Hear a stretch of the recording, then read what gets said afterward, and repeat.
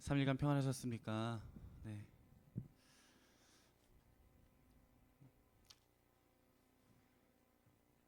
네, 함께 같이 말씀 보겠습니다. 함께 볼 말씀은요. 사무엘상 16장 말씀을 같이 보겠습니다.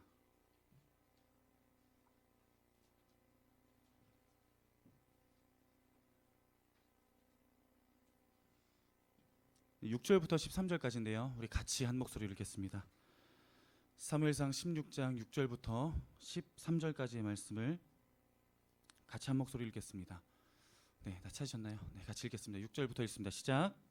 그들이 오매 사무엘이 엘리압을 보고 마음에 이르기를 여호와의 기름 부으실 자가 과연 주님 앞에 있도다 하였더니 여호와께서 사무엘에게 이르시되 그의 용모와 키를 보지 말라. 내가 이미 그를 버렸노라. 내가 보는 것은 사람과 같지 아니하니 사람은 외모를 보거니와 나 여호와는 중심을 보느니라 하시더라. 이새가 아비나답을 불러 사무엘 앞을 지나가게 하매 사무엘이 이르되 이도 여호와께서 택하지 아니하셨느니라 하니 이새가 산마로 지나가게 하매 사무엘이 이르되 이도 여호와께서 택하지 아니하셨느니라 하니라. 이새가 그의 아들 일곱을 다 사무엘 앞으로 지나가게 하나 사무엘이 이새에게 이르되 여호와께서 이들을 택하지 아니하셨느니라 하고 또 사무엘이 이새에게 이르되 내 아들들이 다 여기 있느냐. 이새가 이르되 아직 막내가 남았는데 그는 양을 지키는 자니 사무엘이 이새에게 이르되 사람을 보내어 그를 데려오라. 그가 여기 오기까지는 우리가 식사 자리에 앉지 아니하겠노라. 이에 사람을 보내어 그를 데려오매 그의 빛이 붉고 눈이 빼어나고 얼굴이 아름답더라. 여호와께서 이르시되 네가 그니 불하신지라. 사무엘이 기름불 병을 가져다가 그의 형제 중에서 그에게 부었더니 이날 이후로 다윗이 여호와의 영에게 크게 감동되니라. 사무엘이 떠나서 라마로 가니라. 제가 기도 한번 하겠습니다.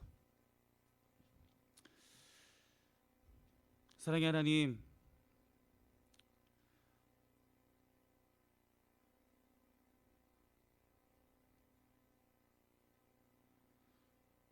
우리의 연약함에도 우리의 넘어짐에도 여전히 유효한 주님의 약속을 이어가시며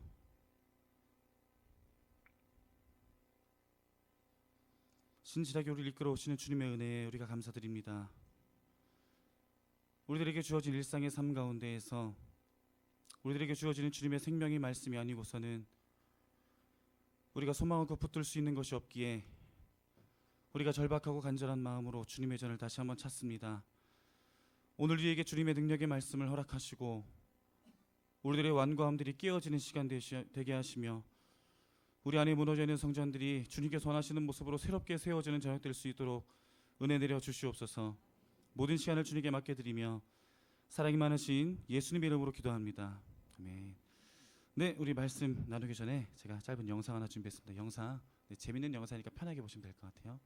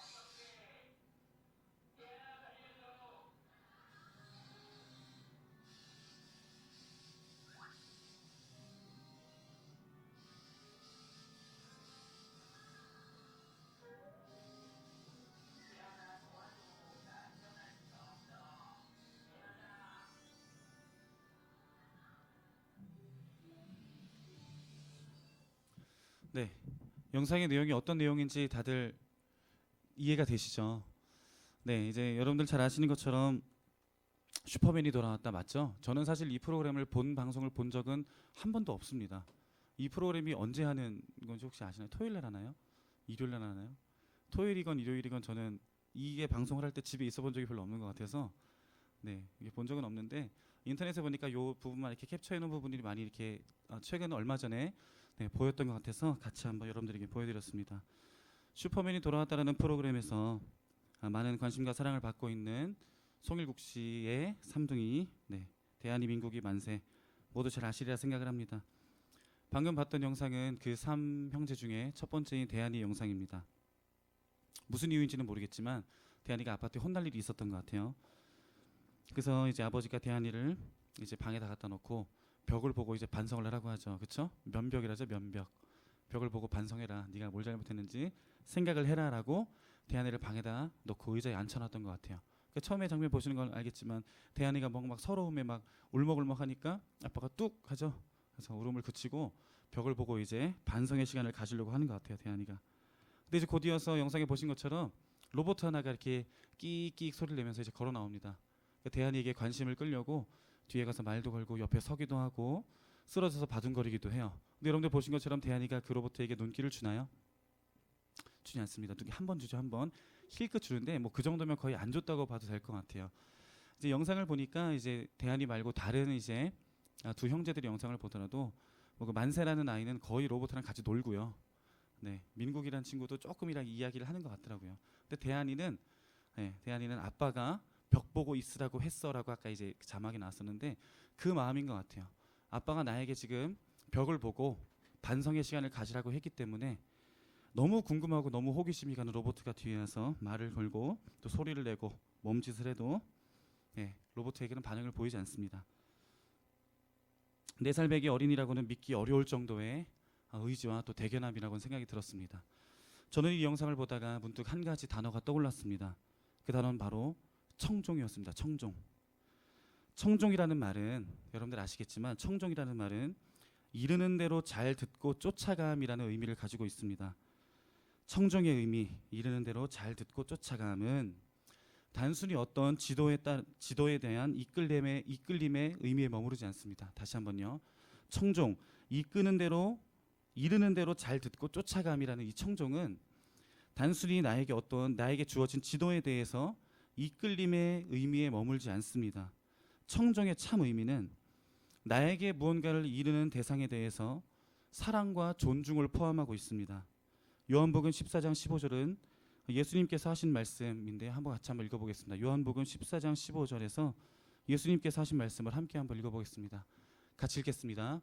너희가 나를 사랑하면 나의 계명을 지키리라. 네, 이 부분에서도 아마 그런 의미가 포함되고 있다고 생각을 합니다. 어떤 대상을 향한 사랑과 존중이 이끄는 순종이 바로 참 의미의 청종이라는 것입니다. 다시 말해서 의무감에 의한 끌려감이 아니라 대상을 향한 신뢰에서 나오는 자발적 순종, 기쁨으로 드리는 순종이 바로 청종이라는 것입니다. 예를 들어 사랑하는 누군가와 무언가에 대해 약속을 한 경우를 생각해 보면 좋을 것 같습니다. 사랑하는 대상이 눈앞에 있으면 당연히 그 대상과 약속을 하고 이렇게 약속을 한 것들에 대해서 어떻게든 지켜내려고 애를 쓰겠지만 사랑하는 대상이 설령 내 앞에 없더라도 그 대상을 향한 존중과 사랑으로 그 약속을 지켜내고 이야기를 따르려 하는 것을 말하는 것입니다. 처음에 우리가 봤던 영상, 대한이 영상이 바로 그 실제적인 예를 보여주고 있는 것이라 생각이 들었습니다. 하나님은 우리 모두가 청종하는 하나님의 자녀들이 되기를 원하십니다. 단순히 고지곳대로 기계적으로 따라가는 삶이 아니라 하나님을 사랑하고 하나님을 인정하고 존중하는 마음에서 시작되는 참 의미의 청종을 원하십니다. 다시 말해 하나님의 말씀에 청종하는 우리의 삶을 통해서 단순히 우리가 어떻게 행동을 하는가 보다 그것을 가능하게 하는 우리의 삶을 통해서 고백되는 하나님을 향한 우리의 사랑을 원한다는 것입니다. 우리들에게 주어진 하나님의 말씀에 순종하며 따라가는 것을 통해서 단순히 나에게 보여지는 행동뿐만 아니라 그런 행동을 잊게 하는 나에게 말씀하시는 하나님을 향한 존중과 나에게 말씀하신 하나님을 향한 내 사랑의 고백을 하나님께서 원하신다는 것입니다. 오늘 본문은 다윗이 사울의 뒤를 이어 이스라엘의 왕으로 선택되고 사무엘이 그 다윗에게 찾아와 기름을 붓는 사건을 기록한 부분입니다. 물론 오늘 본문 16장만을 보면 다윗에게 그 내용이 집중되겠지만 우리 한 걸음 뒤로 물러나서 2주 전 수예배 때에 나누었던 사울의 모습과 대조를 이루고 있는 다윗의 모습을 함께 좀 보려고 합니다. 오늘 본문의 바로 앞부분인 15장을 보겠습니다. 15장 20절 23절을 같이 한번 보겠습니다. 사무엘상 15장 20절 23절 네 절의 말씀을 우리 함께 읽겠습니다. 20절부터 23절 15장입니다. 같이 읽겠습니다. 시작. 사울이 사무엘에게 이르되 나는 실로 여호와의 목소리를 청종하여 여호와께서 보내신 길로 가서 아말렉 왕 아각을 끌어왔고 아말렉 사람들을 진멸하였으나 다만 백성이 그 마땅히 멸할 것 중에서 가장 좋은 것으로 길갈에서 당신의 하나님 여호와께 제사하려고 영과 소를 끌어왔나이다 하는지라. 사무엘이 이르되 여호와께서 번제와 다른 제사를 그의 목소리를 청종하는 것을 좋아하심같이 좋아하시겠나이까. 순종이 제사보다 낫고 듣는 것이 순양의 기름보다 나으니 이는 거역하는 것은 점치는 죄와 같고 완고한 것은 사신 우상에게 절하는 죄와 같음이라. 왕이 여호와의 말씀을 버렸으므로 여호와께서도 왕을 버려 왕이 되지 못하게 하셨나이다 하니. 15장에서 드러나는 사울은 자신은 하나님의 말씀에 청종을 했다고 이야기합니다. 20절에 이야기하는 것처럼 나는 실로 여호와의 목소리를 청종하여 라고 사울이 이야기를 하죠. 자신은 하나님의 말씀에 청종을 했다고 하지만 사무엘은 그런 사울을 향해서 사울왕은 여호와의 말씀을 버렸다, 거역하는 것, 완고한 것이라는 표현을 쓰며 사울의 청종치 못함에 대해서 지적을 하고 있습니다. 그리고 순종과 청종의 가치에 대해서 사울에게 이야기하고 있습니다. 사울은 하나님의 말씀에 청종치 않았습니다. 하나님께서 이르시는 대로 따라가지 않았던 것입니다. 21절에 우리가 읽었던 21절 말씀은 다만이라는 이야기로 시작이 됩니다. 다시 말해서 사울은 자기도 모르는 사이에 왕위에 앉아서 자신에게 주어지는 하나님의 말씀보다 자신의 판단이 더 낫다고 생각했던 것입니다. 자신에게 벌어지는 상황 속에서 하나님의 의견을 묻고 따르기보다는 자신이 고민하고 판단하고 자신의 뜻대로 일을 진행했던 것입니다. 앞에서 봤던 13장에서 드러나는 사울의 모습이 15장에서도 동일하게 드러나고 있는 것이고요. 또 하나님의 말씀을 버리는 죄를 범하고 있는 것입니다. 그리고 그런 사울은 결국 하나님께 버림을 받게 됩니다. 그리고 이런 사울의 뒤를 이어서 하나님의 시선은 베들레헴 사람 이새에게 향하게 됩니다. 그리고 그 이새의 아들 중에서 한 왕을 보았다고 말씀하십니다. 그리고 사무엘이 하나님의 말씀에 따라 이새에게 갔을 때 그 아들들을 보는 중 하나님은 왕이 될 사람의 자격으로 우리가 잘 아는 16장 7절의 말씀을 하십니다. 우리 사무엘상 16장 7절 말씀을 같이 한번 읽어보겠습니다. 16장 7절입니다. 시작. 여호와께서 사무엘에게 이르시되 그의 용모와 키를 보지 말라. 내가 이미 그를 버렸노라. 내가 보는 것은 사람과 같지 아니하니 사람은 외모를 보거니와 나 여호와는 중심을 보느니라 하시더라. 그리고 이 말씀에 이어서 결국 하나님께서 기뻐하셨던 중심을 가진 사람은 우리가 말씀을 통해 아는 것과 같이 이새의 막내 아들 다윗이었습니다. 그래서 16장 7절에서는 자연스러운 대조를 발견할 수 있습니다. 이 대립 구조는 사람의 시선, 하나님의 시선이라는 대립이고요. 또 키와 용모, 중심이라는 대립입니다. 결국 사람의 시선과 하나님의 시선, 키와 용모, 중심이 이루고 있는 대립은 사울과 다윗의 대립 구조를 보여주고 있는 것입니다. 이런 대조에서 처음으로 발견할 수 있었던 사울과 다윗의 차이점은 앞에서 계속 말씀드린 것처럼 하나님의 말씀 앞에서 청종하는 모습입니다. 16장에서 사무엘이 하나님의 말씀을 듣고 그대로 행함은 16장의 사건들이 시작이 됩니다. 16장에서는 사무엘이 하나님의 말씀을 듣고 그대로 행함으로 16장의 사건들이 시작이 됩니다.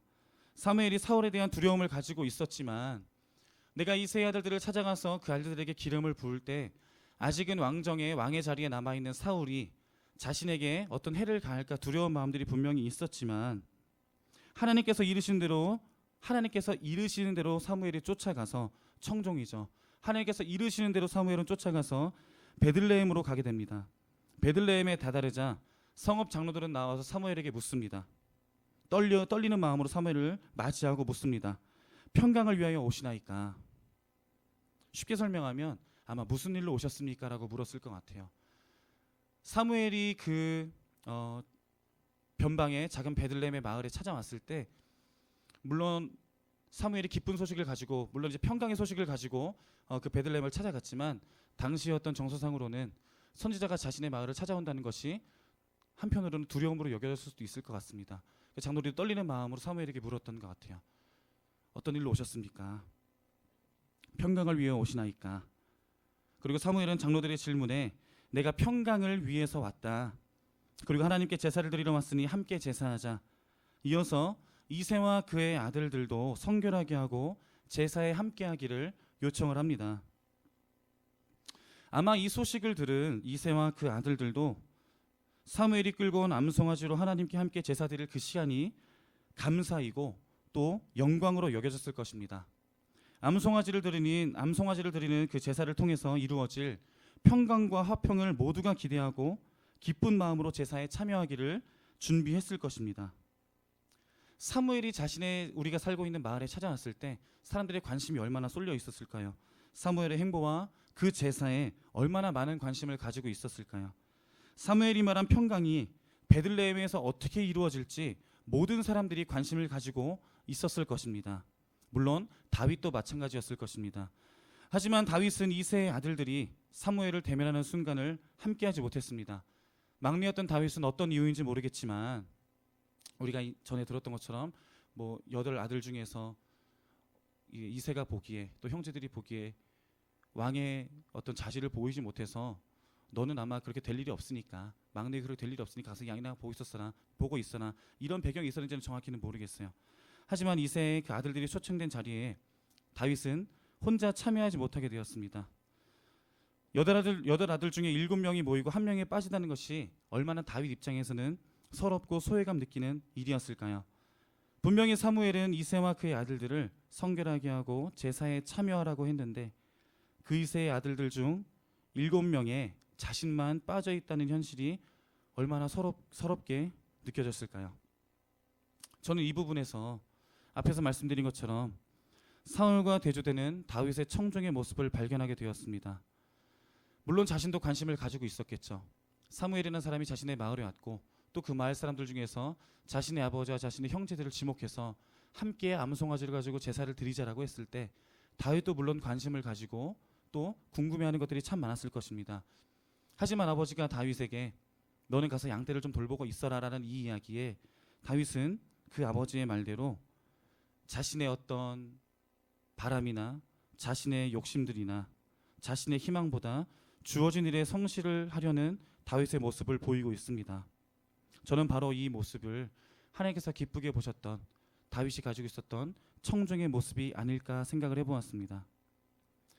사울과 다윗의 모습을 대조해 볼 때 자신의 욕심과 야망보다는 자신에게 맡겨진 양떼를 지키는 모습이 자신의 야망과 욕심으로 목자의 역할을 제대로 감당하지 못한 사울의 모습과 극명한 대조를 이루고 있다는 것을 생각하게 되었습니다. 하나님께서 원하시는 중심이 바로 사울과는 대조되고 있는 하나님의 말씀에 청종하는 자세임을 보여주고 있다는 것입니다.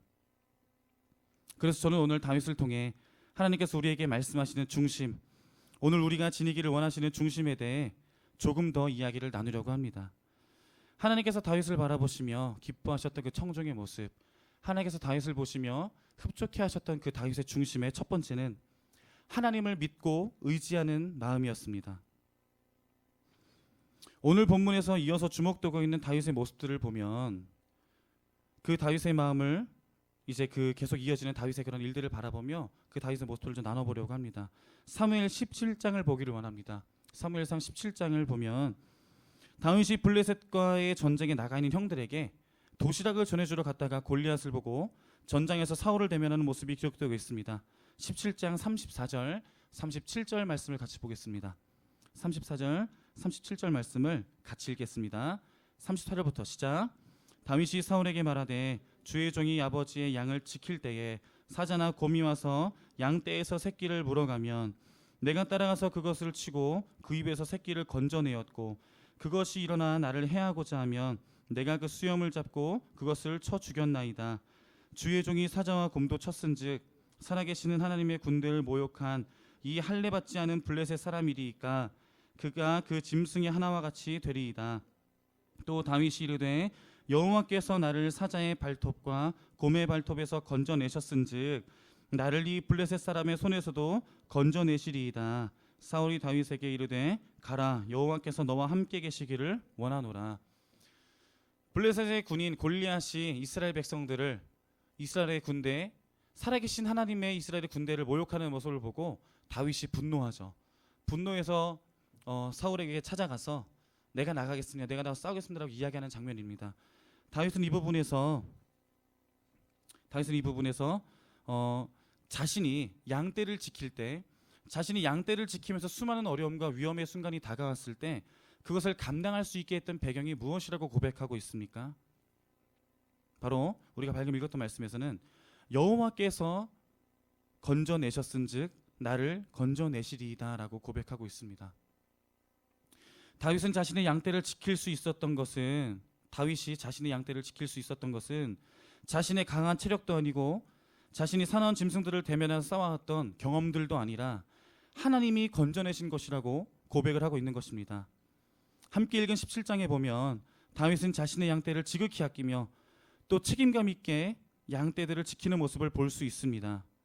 이런 다윗의 마음을 짐작할 때 다윗은 자신의 양떼들을 지키기 위해 분명히 성실히 그 일에 임했을 것입니다. 그리고 그렇게 짐작하는 것이 큰 무리가 아닐 것입니다. 그 새왕 이야기라는 책에 보면, 물론 이제 그 새왕 이야기라는 책은 어떤 권위주의에 대해서 이야기하는 책이긴 하지만 그 부분에서 이제 사울과 다윗과 압살롬의 모습을 그릴 때 앞부분에서 동화처럼 그 이야기를 쭉 풀어 나가는데요. 다윗에 대한 이야기를 풀어 나갈 때 그런 이야기를 합니다. 초장에서 양떼들을 데리고 양떼들을 지킬 때 그 물맷돌질을 연습을 하고 그런 여러 가지 모습들이 많이 묘사가 되고 있습니다. 저는 아마 실제로 다윗이 그러한 모습을 가졌을 거라고 생각을 합니다. 다윗의 모습을 그릴 때, 그 책에서 그릴 때 다윗은 양머리들을 지키며 물맷돌을 사용하는 법에 대해 틈틈이 연습도 하고 실력을 쌓아가는 모습으로 이야기를 쓰고 있습니다. 물론 그렇게 했을 거라고 저도 생각을 합니다. 하지만 그랬던 다윗이 자신의 노력이나 자신의 실력, 내가 양떼들을 지키면서 틈틈이 물맷돌을 열심히 연습을 했습니다, 그래서 내가 사나운 짐승들의 위협으로부터 양떼를 지킬 수 있었습니다 라고 이야기하는 것이 아니라 그 모든 것을 가능케 하신 하나님을 의지하고 있다는 것이 오늘 우리들이 주목할 부분입니다. 그리고 자신을 지켜오셨던 하나님의 신실하심을 믿는 믿음 또한 우리가 함께 묵상해 봐야 할 부분이라고 생각합니다. 그러면 이제 다윗의 모습을 통해 우리가 볼 수 있었던 그 하나님을 의지하는 마음과 하나님의 신실하심을 믿는 믿음을 기억하며 이제 우리의 마음과 우리의 삶을 좀 돌아보기 원합니다. 너무 뻔한 이야기일지 모르지만 우리가 무엇을 의지하고 무엇을 믿고 살아가고 있는지에 대해서는 거듭 반복해도 과하지 않다는 생각이 듭니다.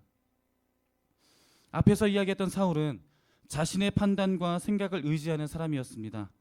주어진 상황, 자신이 세워놓은 계획과 자신이 이상했던 일들이 흐름대로 이어지지 않을 때 하나님의 뜻을 묻고 그 응답을 기다리기보다는 사울 자신이 무언가를 판단하고 결정해서 일을 진행하다가 그르치는 모습들을 우리가 볼 수가 있었습니다. 우리의 삶 속에서 하나님의 뜻보다 사람의 판단과 결정을 앞세웠던 경우는 어떤 것들이 있을까요? 우리는 때로는 업무에 너무 치중한 나머지 무언가를 이루어내야 하고 결론을 내야 한다는 그런 부담 때문에 하나님께서 일하실 틈을 주고 있지 않은지 돌아보기를 원합니다. 그래서인지 때로는 내가 아무것도 할 수 없는 상황, 내가 해결할 수 있는 일들이 아무것도 없어서 하나님만을 의지할 수밖에 없는 것이 참 다행이라고 여겨지기도 하는 것 같습니다. 우리의 모습을 잘 돌아보기 원합니다. 무엇을 의지하고 있었는지, 2015년 한 해를 살아오며 우리가 무엇을 믿고 의지하며 살아왔는지를 다시 한번 점검하기를 원하시는 것 같습니다. 시편 63편은 다윗이 사울에게 쫓겨 유다 광야에 있을 때 쓴 시입니다. 시편 63편 1절 2절을 함께 읽어보겠습니다. 시편 63편 1절 2절을 같이 읽겠습니다. 1절부터 읽습니다. 시작. 하나님이여 주는 나의 하나님이시라. 내가 간절히 주를 찾되 물이 없어 마르고 황폐한 땅에서 내 영혼이 주를 갈망하며 내 육체가 주를 앙모하나이다. 내가 주의 권능과 영광을 보기 위하여 이와 같이 성소에서 주를 바라보았나이다. 아멘. 다윗은 자신이 처해 있는 위기의 상황에서 간절히 하나님을 찾습니다. 우리는 위기의 순간에 무엇을 찾고 있습니까? 우리가 처해 있는 위기의 순간과 어려움의 순간들 속에서 너무 고민하지 않았으면 좋겠습니다. 너무 그 문제들을 바라보며 내가 무언가를 해결하려 애쓰지 않았으면 좋겠습니다. 때로는 그 모든 문제들을 하나님께 맡겨드리며 그저 다윗이 그 유다 광야에서 하나님을 갈망하고 간구했던 것처럼 우리도 이렇게 하나님의 선한 도우심과 의지할 만한 분이 유일하게 의지할 만한 분이 되시는 그 하나님을 믿는 믿음을 좀 고백하는 우리가 되기를 소원합니다. 둘째로 우리가 기억해야 될 것은, 생각해 볼 것은, 하나님께서 다윗을 바라보시며 기뻐하셨던 그 중심은 하나님의 영광을 드러내기 원하는 마음이라는 것입니다. 두 번째는 하나님의 영광을 드러내기 원하는 마음이라는 것입니다. 우리 앞서 읽었던 시편 63편의 3절 4절을 계속 이어서 한번 읽어보겠습니다. 3절 4절 읽습니다. 시작. 주의 인자하심이 생명보다 나음으로 내 입술이 주를 찬양할 것이라. 이러므로 나의 평생에 주를 송축하며 주의 이름으로 말미암아 나의 손을 들리이다. 다윗은 광야에서 위기를 맞이한 상황에서 하나님의 도우심을 구하며 무엇을 다짐하고 있습니까? 자신을 위험에서, 자신을 어려움에서 건져내시는 자신의 삶을 통해서 하나님의 이름이 높여지기를 소원하고 있는 것입니다. 사도행전 13장 22절을 제가 읽어드리겠습니다. 사도행전 13장 22절을 제가 읽겠습니다. 패하시고 다윗을 왕으로 세우시고 증언하여 이르시되 내가 이새의 아들 다윗을 만나니 내 마음에 맞는 사람이라 내 뜻을 다 이루리라 하시더니, 사울을 패하고 다윗을 왕으로 세우신 하나님이 다윗을 마음에 맞는 사람이다라고 말씀하십니다. 그리고 이어서 그 마음에 맞는 다윗을 통해서 내 뜻을 다 이루리라라고 말씀을 하십니다. 다시 말해서 하나님의 마음에 맞는 사람은 하나님의 뜻을 이루어갈 사람이라는 것입니다. 이스라엘의 왕의 자리에 있었지만 왕의 자리에서 자신의 업적과 자기의 뜻을 위하여 일하는 사람이 아니라 하나님의 마음을 알고 하나님의 뜻을 이루어가기를 소원하며 그 뜻에 따라가는 왕이 바로 하나님 마음에 맞는 사람이었고 다윗이었다는 것입니다. 사무엘상 15장 12절에서는 사울이 자신을 위하여 기념비를 세우는 부분이 기록되어 있습니다. 제가 읽어드리겠습니다. 사무엘이 사울을 만나려고 아침에 일찍이 일어났더니 어떤 사람이 사무엘에게 말하여 이르되 사울이 갈멜에 이르러 자기를 위하여 기념비를 세우고 발길을 돌려 길갈로 내려갔다 하는지라. 사울이 기념비를 세운 이유가 무엇입니까? 사울왕 자기 자신을 기념하기 위함이 아닙니까? 그래서 하나님은 사울을 패하고 다윗을 세우는 그 시작에서 16장 3절과 같이 말씀하십니다. 사무엘상 16장 3절, 오늘 본문의 3절인데요.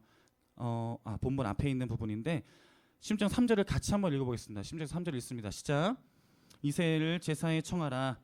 내가 내게 행할 일을 가르치리니 내가 내게 알게 하는 자에게 나를 위하여 기름을 부을지니라. 하나님은 하나님의 영광을 위해, 하나님의 뜻을 위해 살아갈 왕을 찾으셨던 것입니다. 다시 말해 지금 우리들의 삶에서 하나님의 마음에 맞는 사람이란 하나님의 뜻을 이루며 살기를 소원하며 하나님의 살아계심과 그 영광을 드러내기를 소원하는 사람이라는 것입니다. 앞에서 말씀드린 것처럼 자신의 욕심과 자신의 계획보다 주어진 아버지의 말씀을 우선으로 여기며 양떼를 지키고 있던 다윗의 모습이 바로 하나님께서 원하시는 모습 아니겠습니까? 다윗은 하나님의 영광이 드러나기를 소원하는 사람이었습니다. 아까 우리가 사무엘상 17장을 읽었었는데 그 뒷부분에 보면 다윗이 이제 골리앗과 싸우기에 나가서 골리앗과 전투를 벌이기 전에 골리앗에서 선포하는 부분입니다. 제가 45절부터 47절을 읽어드리겠습니다.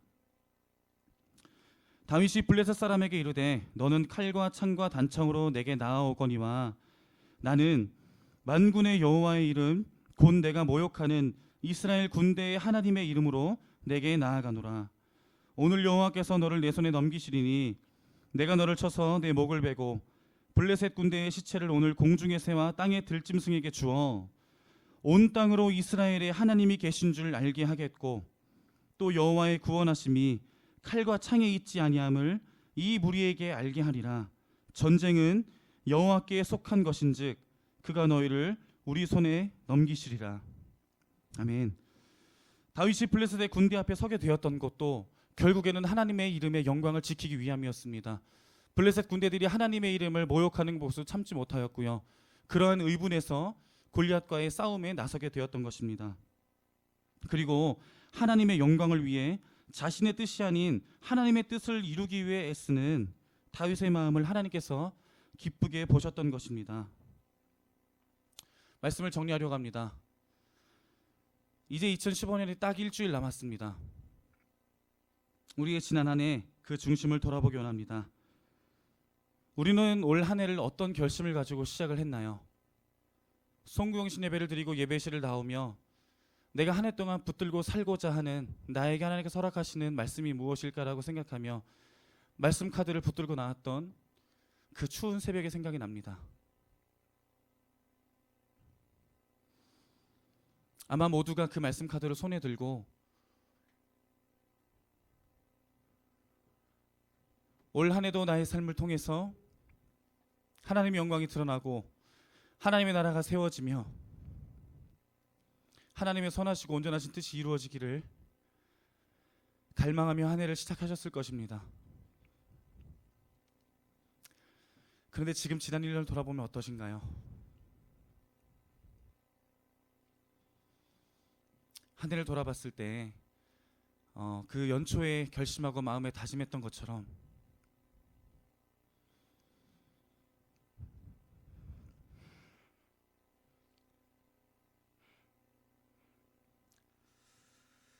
하나님의 뜻이 이루어지기를 소원했지만 지난 시간을 돌아볼 때 남아있는 것들은 사울이 세웠던 기념비와 같은 모습들은 아닙니까?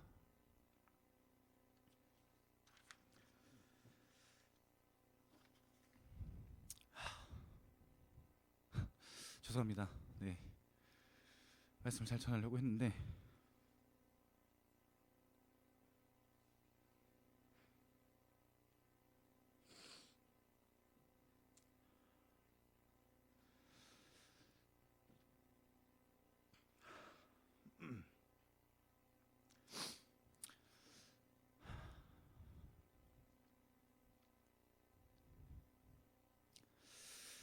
의왕 우리 교회에서 함께했던 지난 5년의 시간을 돌아보았습니다.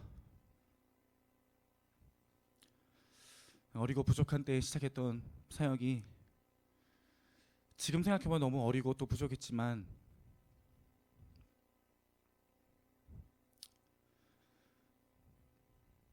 매 순간마다 하나님의 나라가 이루어지고 하나님의 뜻이 이루어지기를 소원했던 시간들이었습니다. 지난 시간을 돌아볼 때 연약함들을 통하여서 저의 부족함들과 연약함을 통하여서 힘들었던 영혼들도 많이 생각이 났고요. 또 저의 그런 민감하지 못함을 인하여서 오히려 하나님의 영광을 가리우진 않았나라는 그런 생각들을 많이 돌아보게 되었습니다. 하나님의 영광을 위해 일한다고 했지만 지난 시간을 돌아보니 나의 업적을 남기고 싶고 나의 기념비를 세우고 싶은 시간이 아니었는가라는 시간들에 대해서 철저하게 돌아보게 되었습니다. 하지만 정말 감사하게도 우리의 연약함으로 우리가 지쳐 있을 때, 우리가 넘어져 있을 때 하나님은 놀랍고 신실한 은혜로 우리에게 또 내일을 허락하시며 2016년을 허락하십니다. 늘 나밖에 모른 채 살아온 죄악뿐인 우리들에게 은혜로 선물과 같은 내일이 주어집니다. 우리들에게 선물과 같이 주어지는 그 내일을 어떻게 사시겠습니까? 어제와 같은 오늘, 오늘과 같은 내일로 사시겠습니까? 어제와 같은 오늘이 아닌 오늘과 다른 내일을 살기 위해서 다시 한번 우리의 연약함을 안아주시는 하나님의 은혜를 간구하는 시간이 되기를 진심으로 소원합니다. 하나님, 다윗도 범죄하고 넘어졌지만 하나님 앞에 자신의 연약함을 인정하고 하나님의 은혜로 말갛게 씻겨주시기를 간구했던 것처럼 우리가 오늘 그 은혜를 구합니다.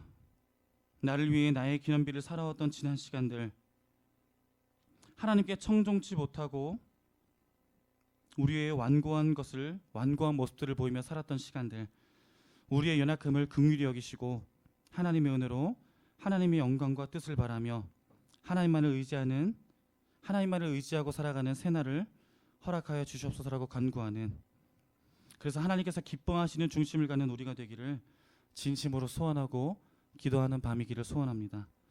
같이 함께 찬양하고 기도했으면 좋겠습니다. 함께 같이 찬양할 때요, 정결한 마음 주시옵소서. 주님, 우리 간절한 마음으로 찬양하기를 소원하는데요, 우리 가사를 묵상하며 우리의 연약함을 긍휼히 여겨주시기를 진심으로 소원하며 우리가 주님 앞에 다시 한번 은혜로 주님을 청종하는 삶, 주님 앞에 청종하는 삶으로 하나님의 마음에 하나님의 중심에 합한 자의 삶으로 살기를 다짐하며 함께 같이 찬양하겠습니다. 정결